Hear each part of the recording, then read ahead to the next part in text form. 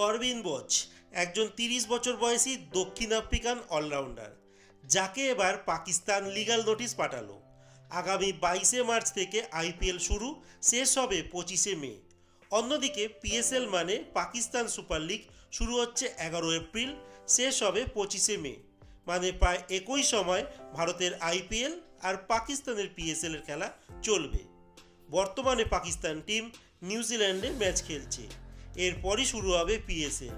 আর এই পিএসএল এর খেলার কথা ছিল দক্ষিণ আফ্রিকার করবিন বোচের, যিনি এখনও পর্যন্ত দেশের হয়ে একটি টেস্ট, ২টি ওডিআই মানে ওয়ানডে ইন্টারন্যাশনাল ম্যাচ খেলেছেন, যার সঙ্গে চুক্তি ছিল পাকিস্তানের পিএসএল এর দল পেশাওয়ার জালমির।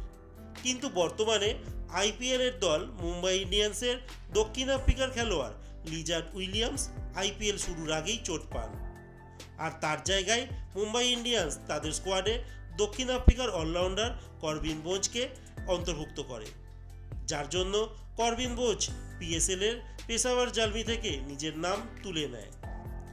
কারণ পিএসএল থেকে আইপিএল এর স্যালারি বেশি, আর আইপিএল এর মান পিএসএল এর থেকে অনেকটাই বেশি। কিন্তু বিপাকে পড়েছে পেশাওয়ার জালমি, আর এসব দেখে চরম ক্ষুব্ধ পাকিস্তান ক্রিকেট বোর্ড। তারা এই দক্ষিণ আফ্রিকার অলরাউন্ডারকে এবার আইনি নোটিশ পাঠিয়েছে।